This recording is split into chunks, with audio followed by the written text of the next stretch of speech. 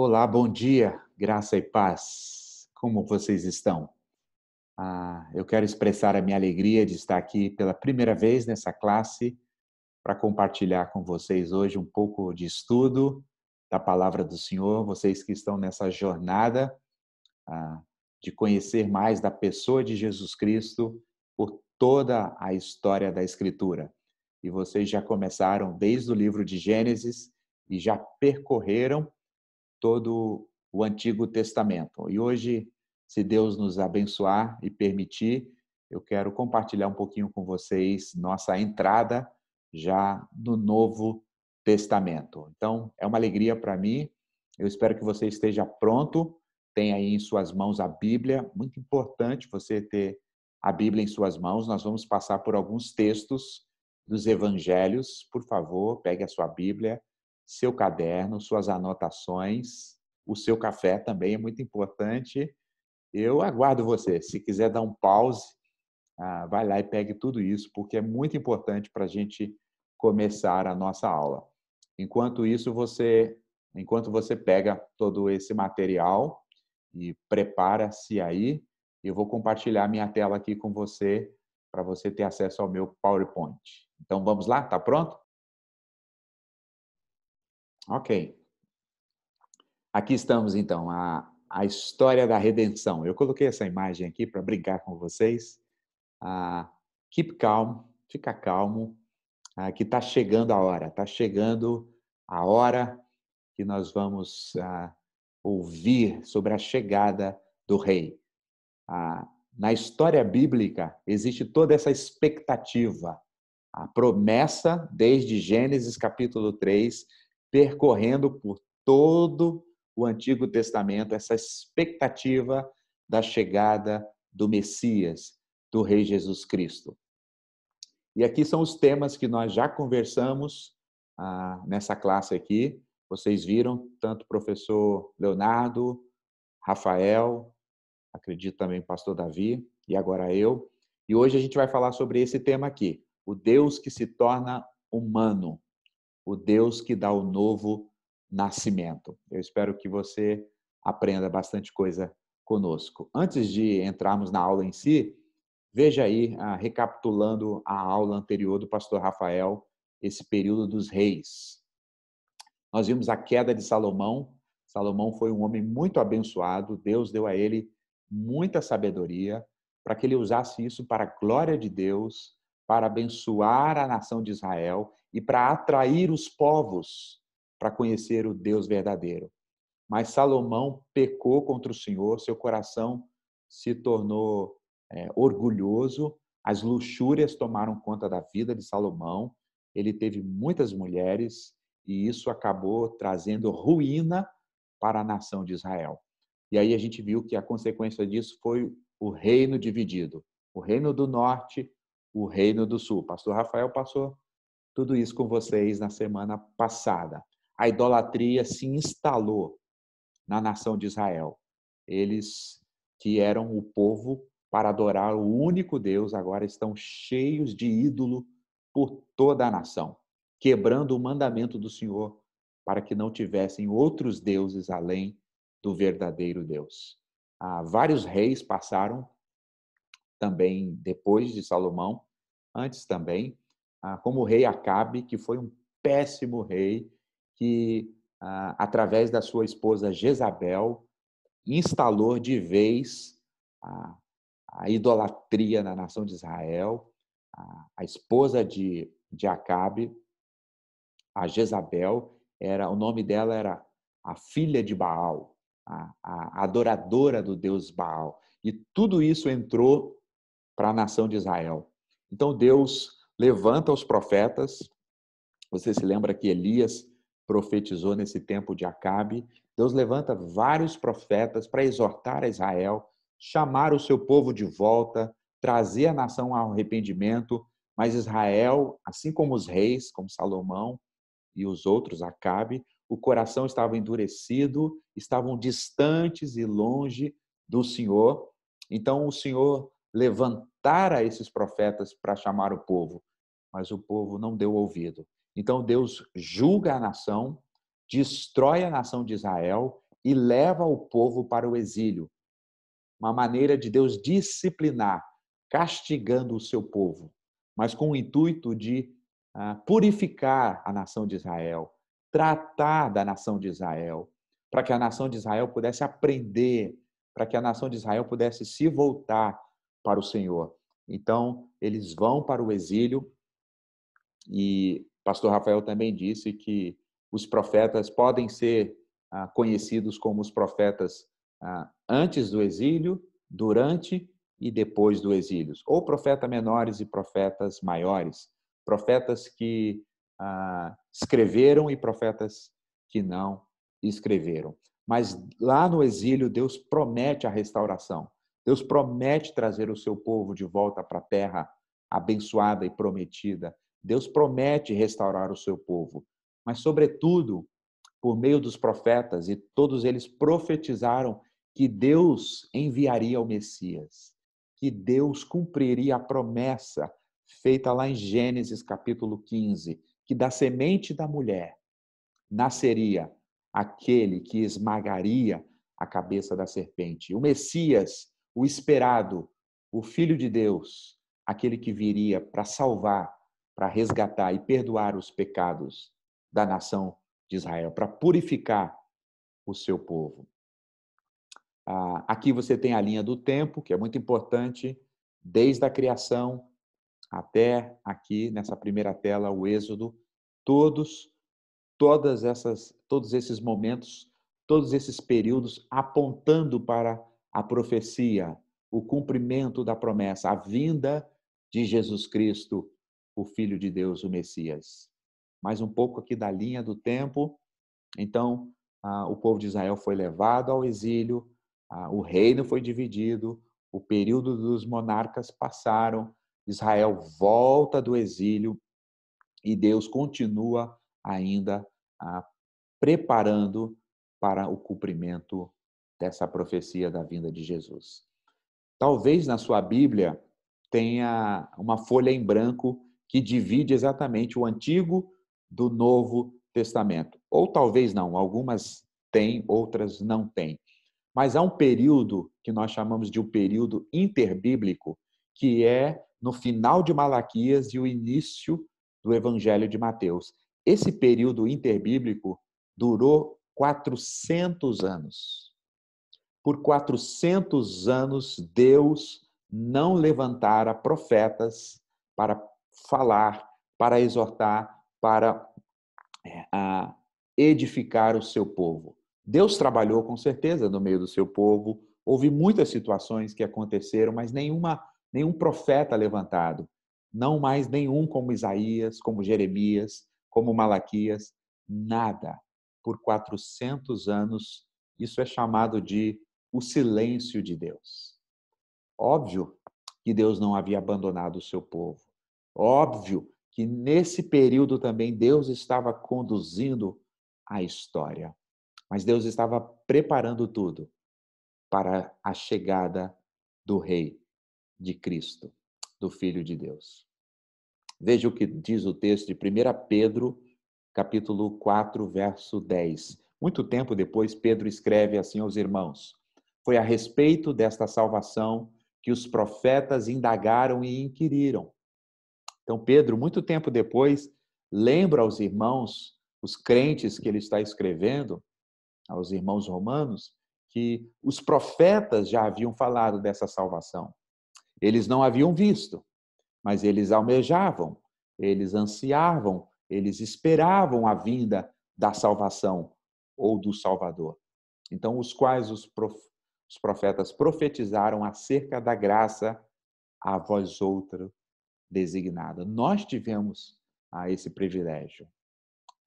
Essa profecia dos profetas aconteceu. Jesus Cristo veio. E diz Gálatas, capítulo 4, deixa eu beber uma aguinha aqui. Gálatas, capítulo 4, verso 4, diz que, vindo, porém, a plenitude do tempo, o tempo exato, o tempo perfeito, o kairós de Deus, nem antes, nem depois, nem postergado, o tempo exato de Deus. Deus enviou o seu Filho, o Jesus Cristo, nascido de mulher, como prometera em Gênesis capítulo 3, nascido debaixo da lei.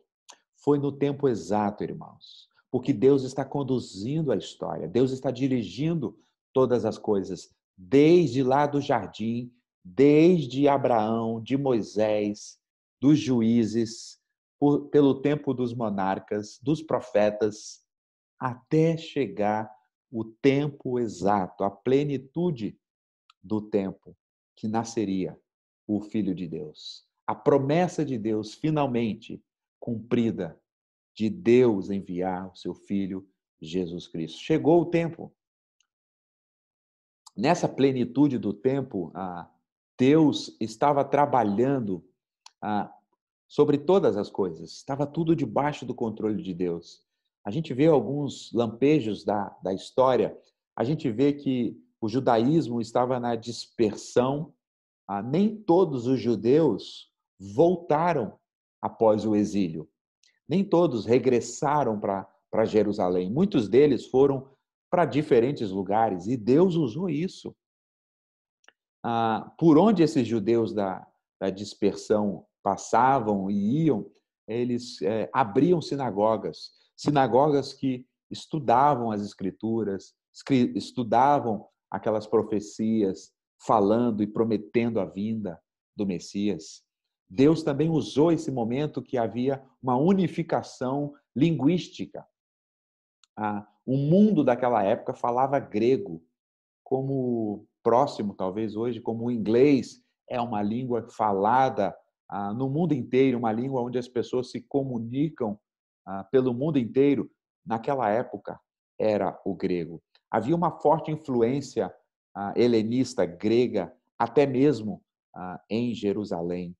A Septuaginta, os textos, então, antigos, hebraicos, traduzidos já para a língua grega. Então, Deus estava preparando todas as coisas, Deus estava cuidando dos detalhes, porque é Ele quem está dirigindo a história.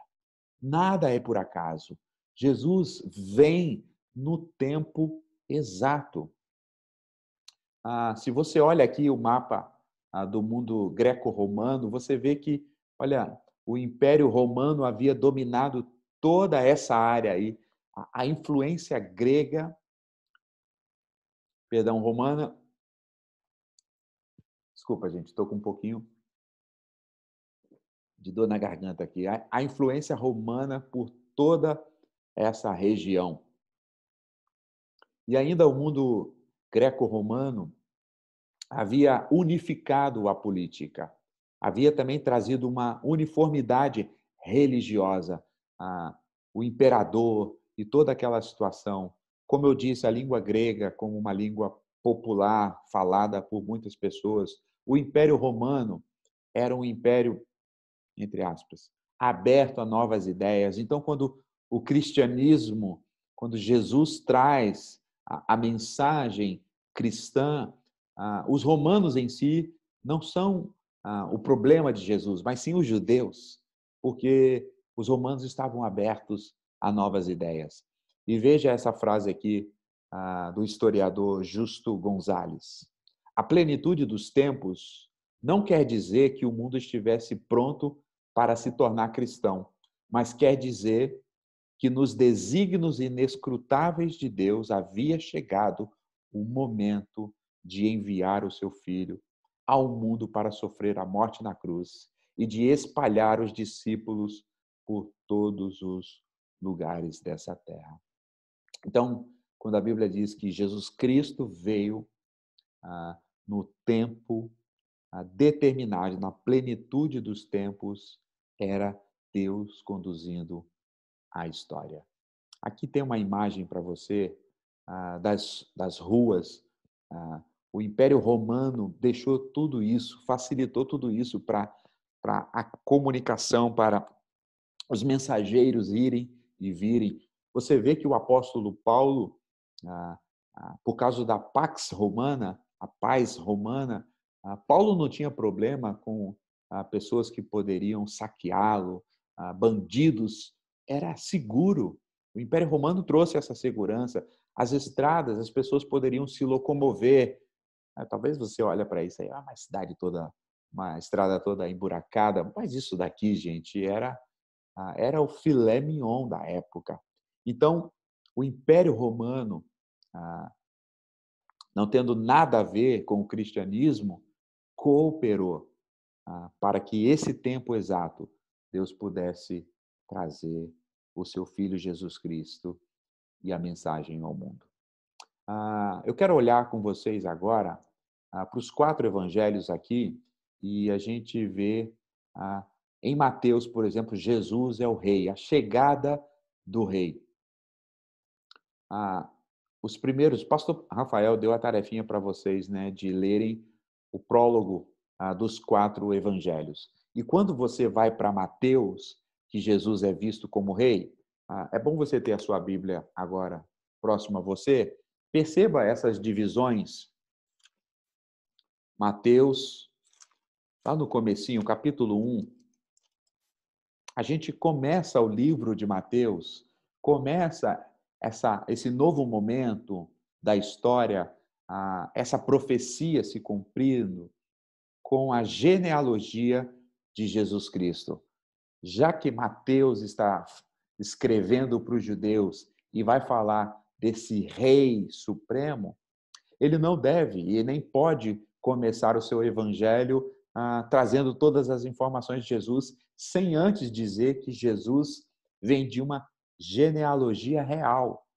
Veja, abra aí a sua Bíblia, Mateus, capítulo 1, verso 1 diz assim: livro da genealogia de Jesus Cristo, filho, perceba que não começa como filho de Deus. Filho de quem? De Davi, o rei de Israel, filho de Abraão. E aí começa toda a genealogia de Jesus, mostrando que esse rei, ele tem uma genealogia real. Ele é o filho de Davi. Ele é descendente de Davi. Então, Mateus vem para mostrar que a profecia se cumpre na pessoa de Jesus, que é o rei. Logo depois, ainda no Evangelho de Mateus, você tem o relato do nascimento de Jesus Cristo. E Mateus relembra a nós que o nascimento de Jesus Cristo é algo sobrenatural. Ele diz no verso 20 do capítulo 1 ainda de Mateus, que Jesus, sendo aqui da descendência de Davi, José também o era. Veja o verso 20. Enquanto ponderava estas coisas, eis que lhe apareceu em sonho um anjo do Senhor dizendo: José. José seria o futuro esposo de Maria. Eles ainda não eram casados, eram prometidos. Então veio o anjo do Senhor e falou: José, filho de Davi. Perceba, José é também da descendência de Davi. José, filho de Davi, não temas receber Maria, tua mulher, porque o que nela foi gerado é do Espírito Santo. A vinda, o cumprimento da profecia do Messias, do rei, o descendente real de Davi, seria um nascimento miraculoso, sobrenatural. E diz o texto, verso 23, eis que a virgem conceberá e dará à luz a um filho, e ele será chamado pelo nome de Emanuel, que quer dizer Deus conosco. O Messias chegou, o esperado chegou. O menino vai nascer da virgem, a semente da mulher, profetizada em Gênesis 3 pelo próprio Deus.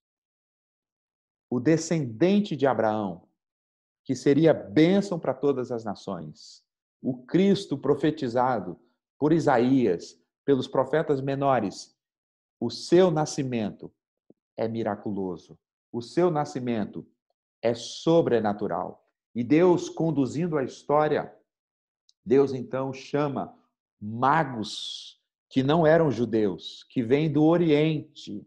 E esses magos vêm guiados de uma maneira sobrenatural, mostrado por essa estrela, aonde estava o prometido, o menino Jesus. E esses magos vêm e trazem presentes, e eles trazem ouro, diz o texto, incenso, verso 11 do capítulo 2.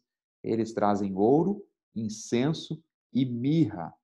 E o verso 11 diz que quando eles estão diante dessa criança, esses magos reconhecem que esse menino deve ser adorado, porque esse menino é o rei.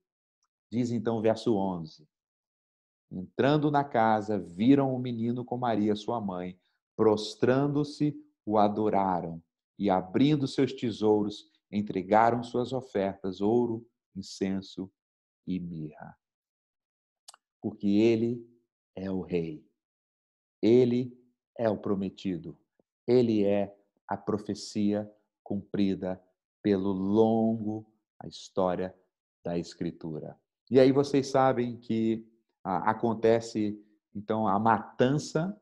Herodes, que era o rei daquela época, furioso, enciumado, ele faz uma matança dos inocentes e Jesus foge para o Egito. Jesus vai para o Egito e Deus ali poupa a vida do Senhor Jesus. E muitas crianças debaixo da mão desse rei descontrolado, desse rei maldoso, desse rei tirano, são mortas muitos inocentes. Jesus é poupado porque ele vai para o Egito. E aqui nós temos a profecia no verso 15, capítulo 2 de Mateus. E lá ficou Jesus no Egito até a morte de Herodes, para que se cumprisse o que fora dito pelo Senhor por intermédio do profeta: do Egito chamei o meu filho. Então Jesus volta do Egito e Jesus então passa a viver agora nas terras de Israel. Então esse é o prólogo do Evangelho de Mateus. Mas agora nós temos também o prólogo do Evangelho de Marcos. Como Marcos está escrevendo não mais para os judeus, mas Marcos está escrevendo para os romanos. Marcos quer mostrar àqueles irmãos que Jesus, sendo o rei da glória, se fez servo. E que ele, sendo o Deus Todo-Poderoso, como servo, ele padeceu. Aqueles irmãos romanos estavam padecendo nas mãos das autoridades. E aí Marcos escreve o seu evangelho para mostrar a nós que Jesus Cristo é o servo real. Então dá um pulo agora para o evangelho de Marcos. E aqui no evangelho de Marcos, nós temos então o prólogo. Nós temos pregado o evangelho de Marcos e o destaque que eu faço para vocês desse prólogo é que nós começamos o evangelho de Marcos, esse momento marcante agora na história, a profecia cumprida, o nascimento de Jesus, todo o enredo do Antigo Testamento apontando para Jesus agora, nós temos logo de cara no Evangelho de Marcos a identidade desse Messias, desse servo. Veja o verso 1, capítulo 1, verso 1, agora do Evangelho de Marcos. Princípio do Evangelho de Jesus Cristo, Filho de Deus. Perceba que diferente, então, Marcos, como escreve para os judeus, vem com a genealogia, Marcos já não. Marcos, diferente de Mateus, ele já começa do ponto mostrando que Jesus é o Filho de Deus. Essa é a identidade de Jesus, o servo que é o Filho de Deus. E no verso 2 do capítulo 1, diz que ele é aquele profetizado, aquele que foi confirmado pelas profecias, conforme, verso 2, capítulo 1 de Marcos, conforme está escrito na profecias de Isaías. Eis, aí envio diante da face o meu mensageiro, o qual preparará o teu caminho, voz do que clama do deserto, preparai o caminho do Senhor, endireitai as suas veredas.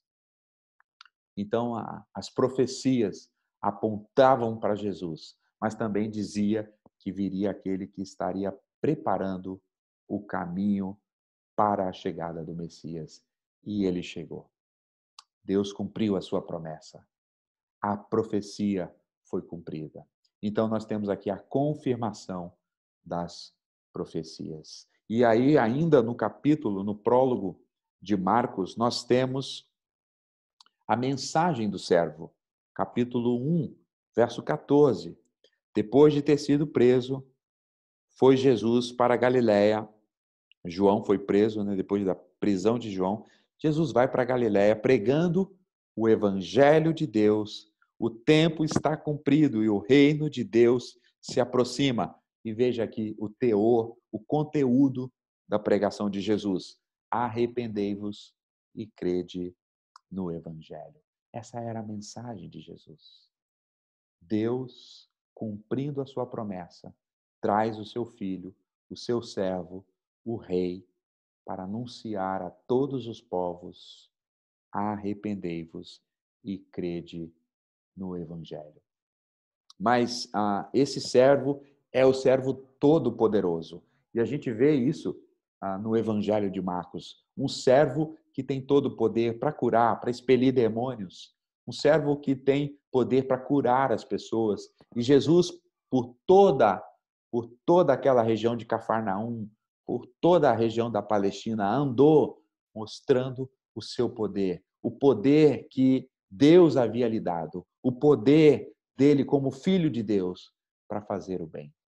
No capítulo 2 e ainda nesse finalzinho aqui do prólogo, nós vemos a divindade do servo. Ele é aquele que não apenas cura o paralítico, mas ele é aquele que perdoa o pecado do paralítico. Ele é o Deus na terra. Ele é o Filho de Deus. Ele é aquele que tem autoridade no céu e na terra para perdoar os pecados. E esse resumo aqui do Evangelho de Marcos se encerra no capítulo 3, quando Jesus fala sobre a sua família, não sua família carnal, mas o servo chamou outros servos para se ajuntarem a ele. Outros servos que fariam parte agora da família real, da família de Deus, da família de Cristo. Então, nós temos no Evangelho de Marcos, Jesus, o servo. Já o prólogo do Evangelho de Lucas, Lucas traz, então, essa perspectiva a nós. Jesus é o homem. Mateus mostra Jesus o rei, Marcos mostra Jesus o servo e Lucas mostra Jesus o homem.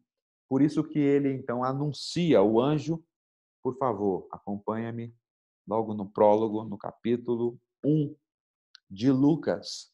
Então, o menino é anunciado que estaria no ventre de Maria.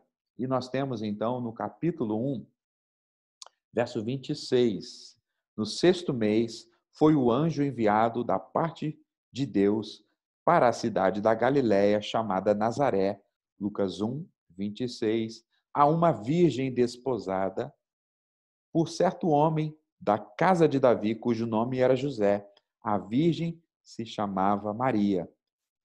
Entrando o anjo onde ela estava, disse: Alegra-te, muito favorecida, o Senhor é contigo. Ela, porém, ao ouvir esta palavra, ficou perturbada e pôs-se a pensar o que significaria aquela saudação. Verso 30. Mas o anjo lhe disse: Maria, não temas, porque achaste graça diante de Deus. Eis que conceberás e darás à luz a um menino, a quem chamarás pelo nome de Jesus. Aqui, o Jesus homem. o Jesus humano.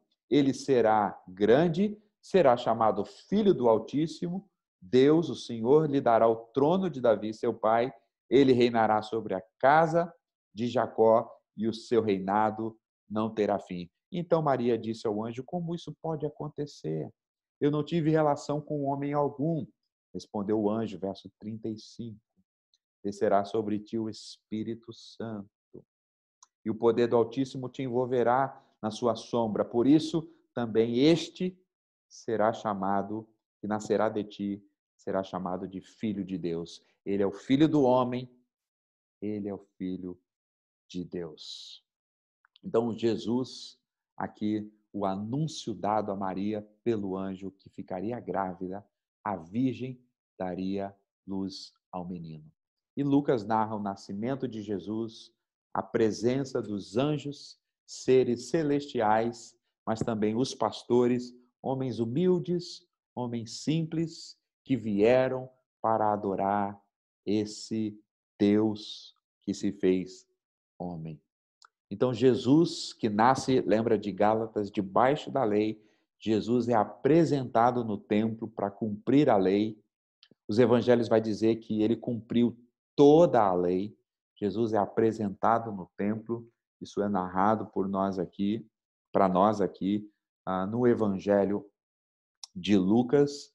Nós temos o cântico de Simeão, que quando esse velho Simeão, que aguardava toda a profecia, toda aquela expectativa do Antigo Testamento, Simeão aguardava por isso. E Deus havia prometido a Simeão que ele não morreria enquanto não visse o Redentor. Enquanto ele não visse a profecia em carne. E Simeão, então, agora no templo, ele toma Jesus em seus braços e ele faz essa oração aqui maravilhosa. Agora o Senhor pode despedir o teu servo em paz, porque os meus olhos viram a salvação. Os meus olhos, disse Simeão, viram o cumprimento da profecia. Os meus olhos viram o Messias. Os meus olhos viram o Salvador. Então, Jesus aqui apresentado e essa oração feita para que Simeão pudesse agora ser despedido em paz. Chegamos ao Evangelho de João, que nós temos, então, o prólogo de João. Então, vimos o prólogo de Mateus, de Marcos. Em Mateus, Jesus é o rei. Em Marcos, Jesus é o servo, mas é um servo Deus que se humilhou fazendo-se servo. Em Lucas, ele é o homem, o filho do homem, mas com toda a divindade. E agora João, por favor, vamos ao Evangelho de João. Em João, ele é o verbo de Deus. O verbo. Veja aqui comigo os destaques do prólogo de João. Verso 1, texto bastante conhecido de todos nós, não é verdade? João capítulo 1, verso 1. No princípio era o verbo, e o verbo estava com Deus, e o verbo era Deus. Ele estava no princípio com Deus. Todas as coisas foram feitas por intermédio dele, e sem ele, nada do que foi feito se fez. João, então, começa o seu evangelho aqui dizendo que Jesus é Deus. João já começa no seu evangelho dizendo que o verbo, a palavra, o Deus, era no princípio, uma ideia aqui da eternidade. Jesus é aquele que já existia, é o infinito, ele não foi criado. Ele nasce de uma mulher, mas ele é o verbo que já existia. E diz o texto que ele estava com Deus. Mas não apenas estava com Deus, era o Deus. Era a Trindade. Antes de tudo existir o Pai, o Filho, o Verbo e o Espírito Santo. Então, João começa apontando para nós que Deus, na pessoa de Jesus Cristo, o Eterno, agora vai se tornar carne, vai habitar entre nós. E aí nós vemos o testemunho de João, João Batista, o primo de Jesus, o filho de Isabel. Isabel, que era estéril, o milagre de Deus, a mão de Deus na história, sobre a vida de Zacarias e de Isabel, porque deveria chegar o precursor, o preparador do caminho, o mensageiro, como também os profetas haviam falado. O precursor estava preparando e testemunhando. E aqui nós temos então o testemunho de João.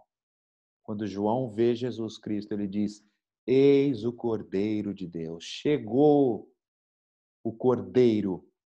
Aqueles apontamentos do Antigo Testamento, das mortes do Cordeiro, que o pecado estava sobre aqueles cordeiros, representando a expiação. João agora testemunha para todos os seus ouvintes: ele é o Cordeiro, eis aí o Cordeiro de Deus, que tira o pecado do mundo. E aí nós vemos o testemunho, mas também nós vemos o batismo de Jesus. João está resistente para batizar Jesus, ele diz: Jesus, você tem que me batizar. Mas Jesus diz: para que se cumpra, você deve me batizar. E é aqui no batismo que nós temos o testemunho também de Deus dizendo. Temos o testemunho de João, ele é o Cordeiro de Deus que tira o pecado do mundo. Temos o testemunho do próprio Deus dizendo: este é o meu filho amado, em quem eu tenho prazer.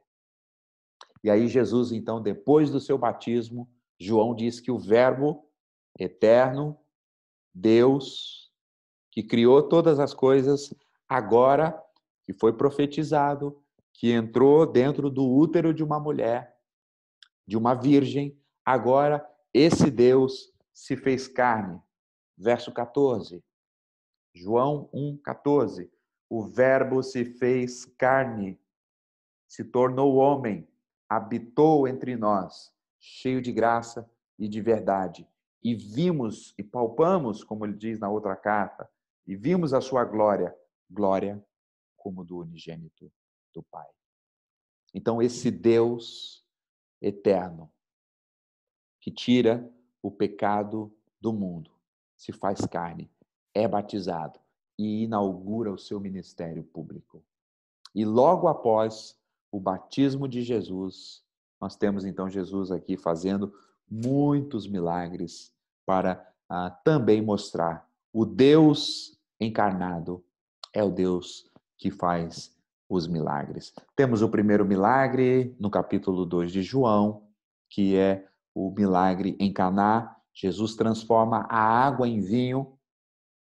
Os judeus ali não entenderam, mas a mensagem que Jesus já estava querendo passar para os seus ouvintes ali, que a purificação dos judeus era feita por meio de águas, um cerimonial. Mas agora que a profecia foi cumprida, agora que o Messias já veio, o Messias iria para a cruz morrer, e o que purificaria os pecados do seu povo não seria mais a água, mas seria o seu sangue. E o vinho aqui representa o sangue de Jesus. É por isso que Jesus, então, transforma água em vinho, mostrando que agora é a nova aliança, a aliança feita no seu sangue. E ainda João mostra no capítulo 2 que Jesus encontra o templo tomado, o templo que tomado por esses homens que estavam profanando o templo, e Jesus aqui então exorta esses homens no templo, limpa, purifica o templo, e ele diz: tirai essas coisas daqui. Verso 16, capítulo 2. Não façais da casa de meu pai casa de negócios. A casa de meu pai será chamada casa de oração. E Jesus aqui, então, o Deus encarnado, é o Deus zeloso. E aí Jesus ainda, depois de purificar o templo, Jesus prediz e profetiza a sua própria morte. Verso 19. Jesus lhes respondeu: destruí esse santuário Em 3 dias vou reconstruí-lo. Jesus estava profetizando, falando sobre a sua morte.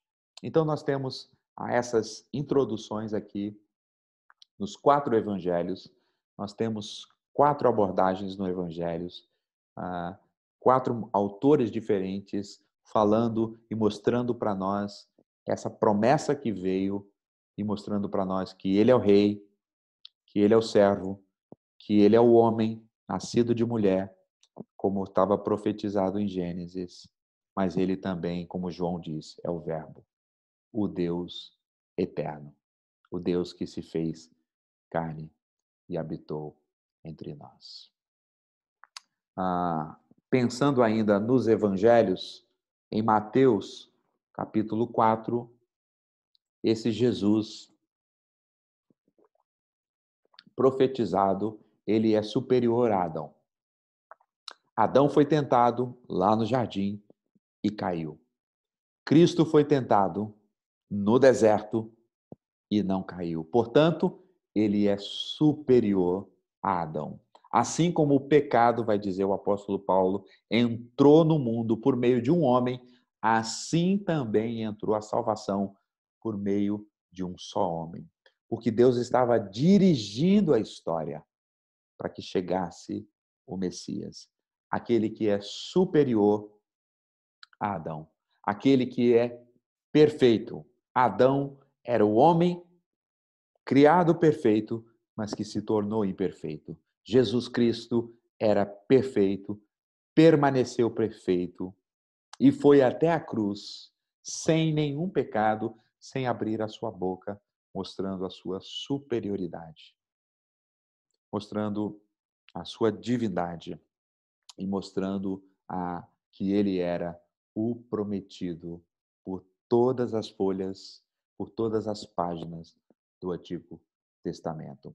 Jesus cumpre o seu ministério como Isaías havia profetizado, fazendo milagres, passando por todas as regiões. Mateus 24, vamos abrir? Volta um pouquinho.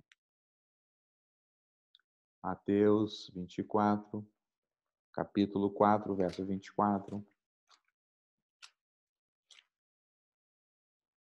Percorria Jesus por toda a Galiléia, ensinando nas sinagogas, pregando o evangelho do reino e curando todas as doenças e enfermidades. As profecias diriam que ele viria para para dar vista aos cegos, para curar os enfermos, e é exatamente isso que Jesus faz. Mas também ele viria como pregador de Deus.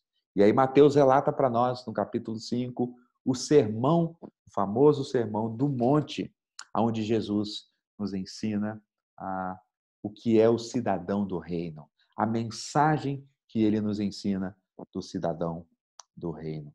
Já no Evangelho de Marcos, Jesus é mostrado a nós como aquele que tem poder sobre a natureza.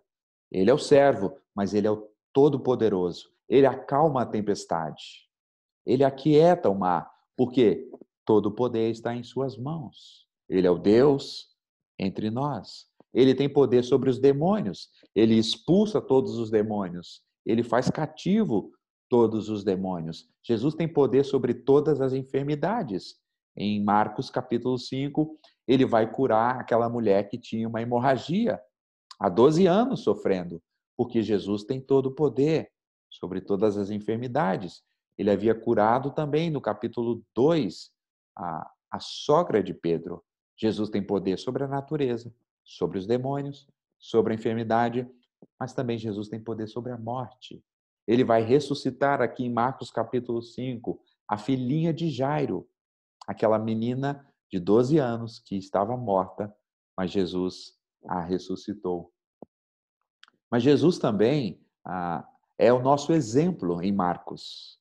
Esse prometido, esse que foi profetizado por todas as páginas do Antigo Testamento, ele é o nosso Salvador, ele é o nosso Redentor, mas ele também é o nosso modelo. Veja Marcos capítulo 10, de 43 a 45. Jesus aqui está mostrando aos seus discípulos que ele é o exemplo de servo. Ele veio para servir. Veja o finalzinho, o verso 44. Pois o próprio Filho do Homem não veio para ser servido, mas para servir e dar a sua vida em resgate de mundo. Em Lucas, nós temos o testemunho de Jesus, que ele é o Filho de Deus.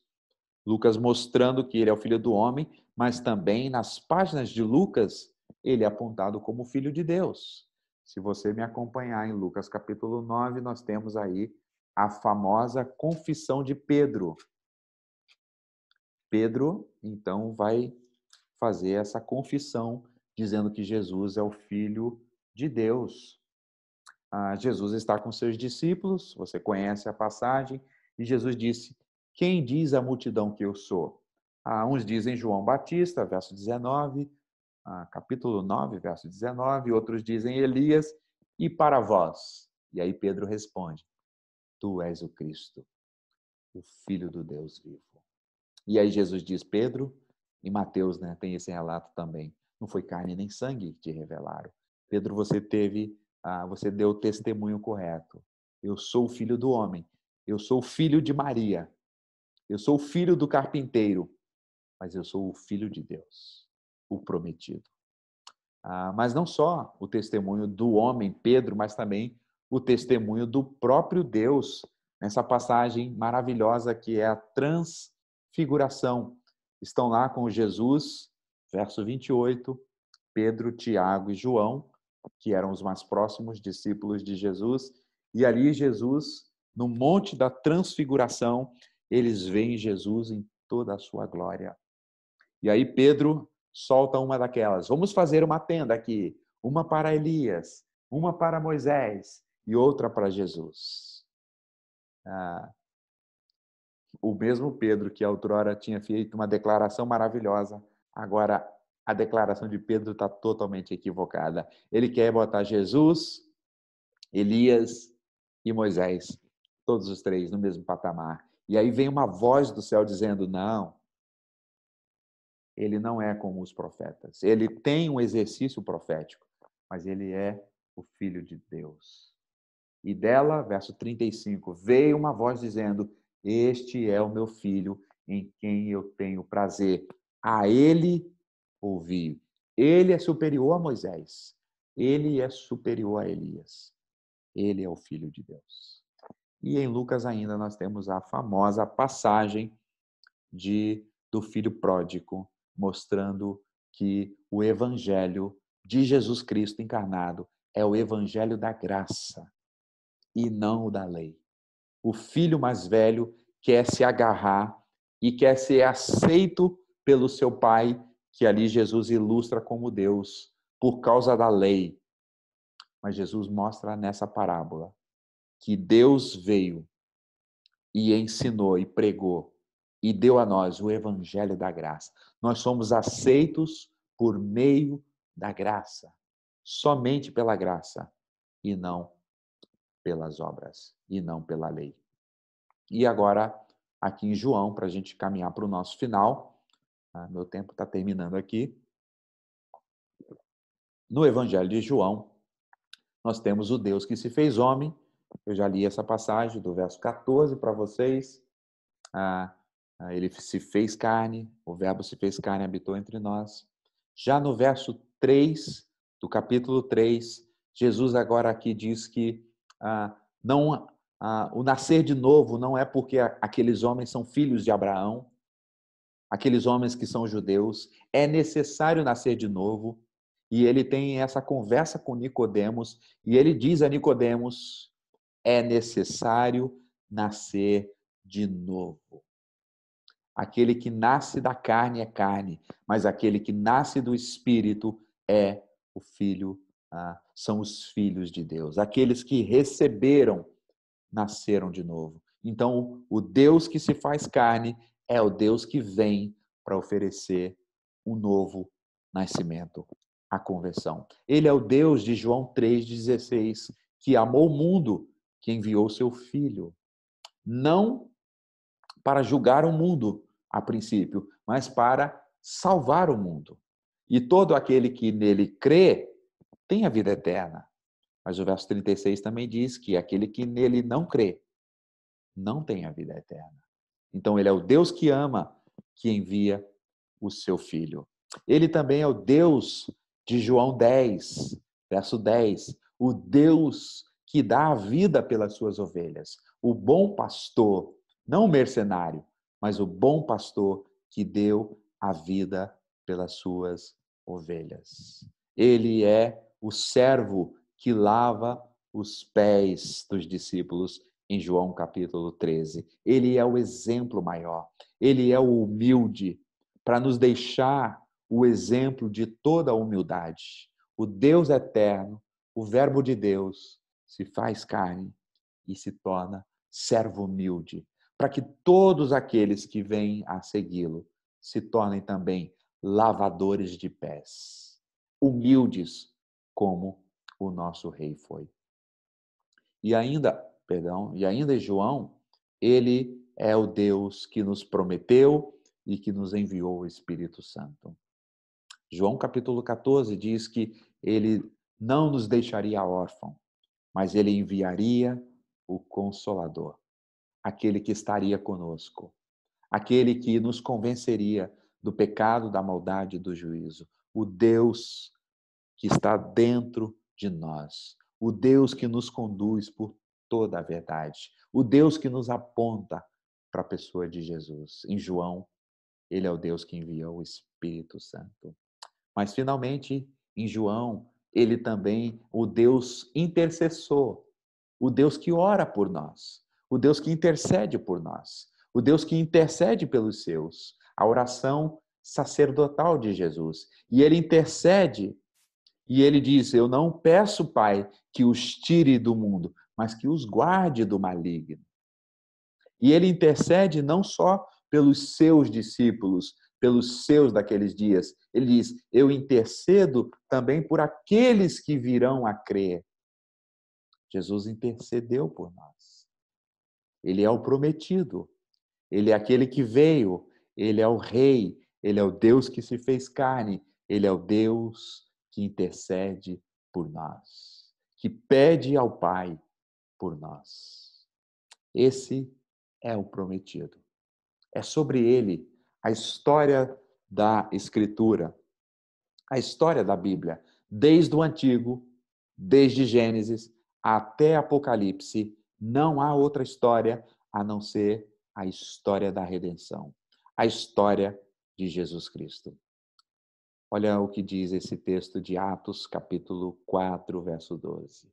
Não há salvação em nenhum outro nome, porque debaixo do céu não existe nenhum outro nome dado entre os homens, pelo qual importa que sejamos salvos. O Salvador chegou, o Messias chegou, o prometido chegou, e ele veio para nos salvar de todos os nossos pecados. Ele veio para quebrar a inimizade que havia entre nós e Deus. Ele veio e morreu naquela cruz para que nós pudéssemos ter um relacionamento com o Pai. Eu deixo para vocês aqui 4 aplicações. Primeira, não se esqueça disso, meu irmão, minha irmã. Deus prometeu no jardim, Deus cumpriu as suas promessas. Ele é o Deus que cumpre as suas promessas. Aleluias. Todas as promessas que ele prometeu, ele vai cumprir. Não no meu tempo, não no seu tempo, mas no tempo dele.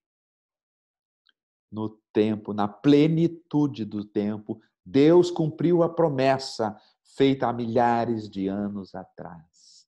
Ele prometeu a Abraão e ele cumpriu. Ele prometeu a Moisés e ele cumpriu. Ele prometeu aos profetas que não viram, mas na plenitude do tempo, o Messias chegou.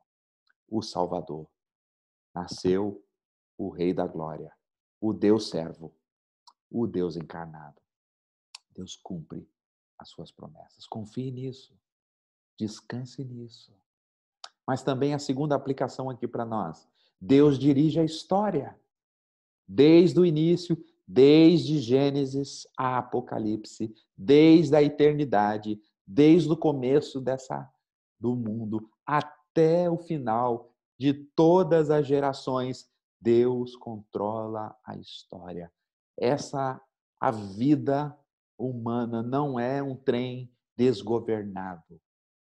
Deus está cumprindo a história.